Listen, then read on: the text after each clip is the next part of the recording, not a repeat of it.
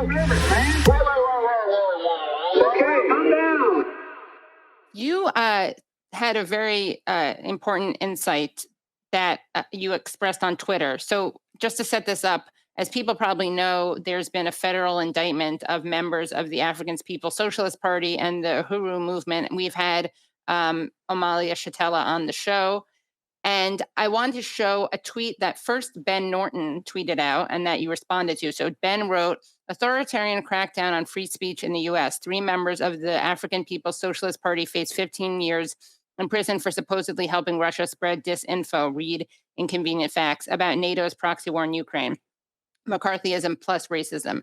And your response to that was, as we predicted when the liberal reactionaries started that Russiagate BS, that the public was being prepared to accept repression and that first targets would be Black movement. Can you elaborate on this, both what happened recently, but also this history of a combination of McCarthyism and racism that targets the Black movement? Very, very troubling development. As I said in that tweet, we were very concerned about the ultimate targets of the Russiagate BS that was providing a legitimacy for the acceptance of big brotherism. The notion that social media and these social media companies that just so happen to be aligned with the Democratic Party had the responsibility to filter, to censor speech and information, and that this was a dangerous development, that while it was being framed as something that was targeting the so-called right, and when I say the right, I mean the far right, because the neoliberal Democrats are part of the right, in my estimation. That ultimately this was going to be used as a tool against the historically proven acceptable tool or acceptable target, and that is the Black resistance movement, the Black anti-imperialist and anti-capitalist Black liberation movement. We saw it at the end of the Second World War, or the Second Imperialist War, where peace activists like W.B. Du Bois and Paul Robeson found themselves in the crosshairs of U.S. repression, and we saw it as the McCarthy 2.0 developed, that many of us were being threatened, and now we see this indictment by the African People's Socialist Party and the Uhuru movement under the outrageous notion that we need the Russians to inspire us to struggle against the ongoing criminal enterprise that we refer to as a U.S. settler state, and that we need the Russians to help us to come to an analysis that says that the U.S. and Western powers represent an existential threat to collective humanity, and that this conflict in Ukraine, this war in Eastern Europe, was a war that was unnecessary, but a war that was being fueled by very diabolical U.S. interests to disarticulate the Russian and the German economy, to facilitate the ability of the U.S. to impose itself on the European market. We can think for ourselves, and so the notion that the Uhuru movement and the African People's Socialist Party and the Black Liberation Movement, by extension, the radical Black Liberation Movement, need to be to be inspired and directed by the Russians, is just another manifestation of the sickness of the psychopathology of white supremacy, of white supremacist ideology. So it is, but what people have to understand is this: this is not just an assault on the Black Liberation Movement, but the left in general is meant to intimidate, to ensure that the opposition does not continue to develop. But we said during the apartheid movement that when they targeted Black women in in South Africa that they struck a rock. Well, you come after the Black liberation movement, as weak as we may be. At the same time, you struck a rock because nobody's going to be intimidated.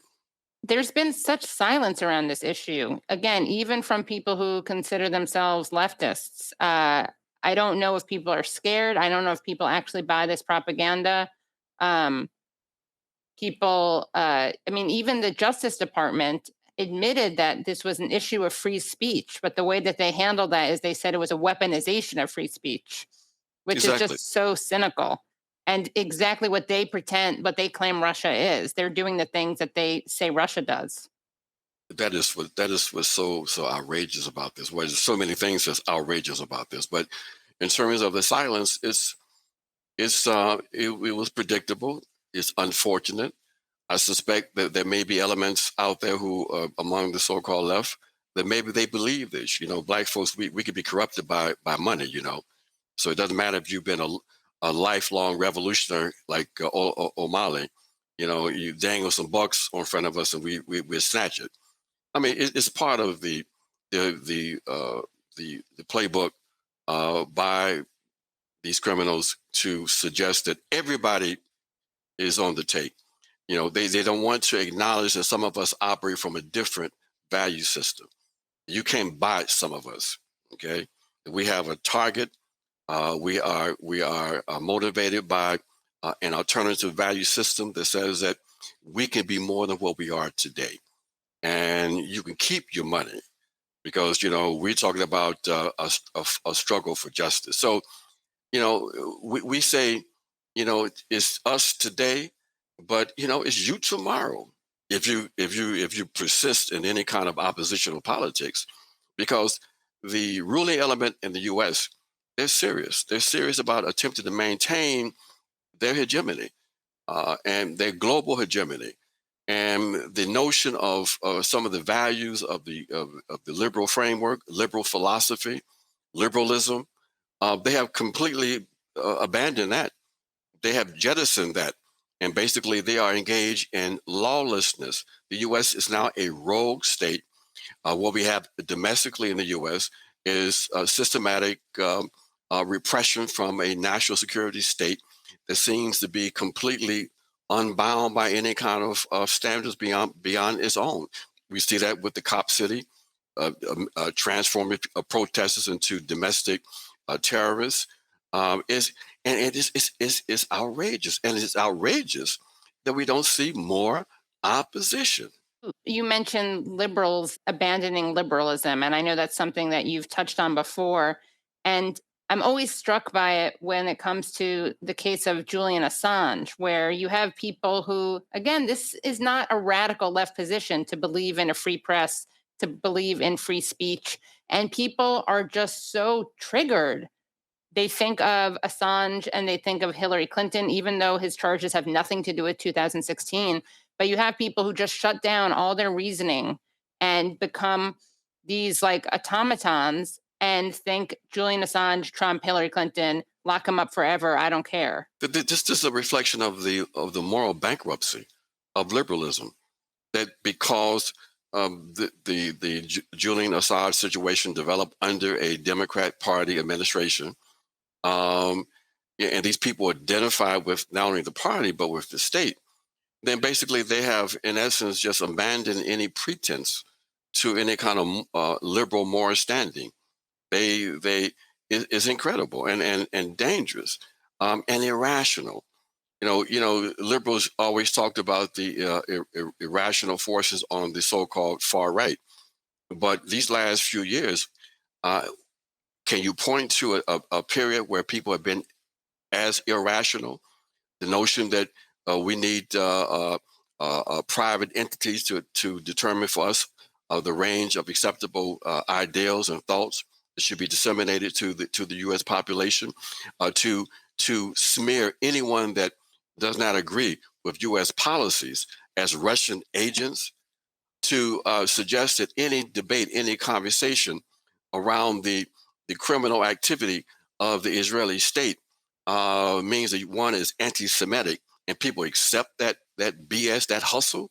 I mean, people have gone absolutely mad. And so on one level, it's understandable they will abandon or not defend the African People's Socialist Party. That they will come after people like me. You know, I'm a Putin poodle and a sadist, and I mean, you know, because we take resolute positions against U.S. imperialism, knee-jerk imperialism. You know, but it's we haven't changed. The so-called left is the one that's changed. They have become social imperialists.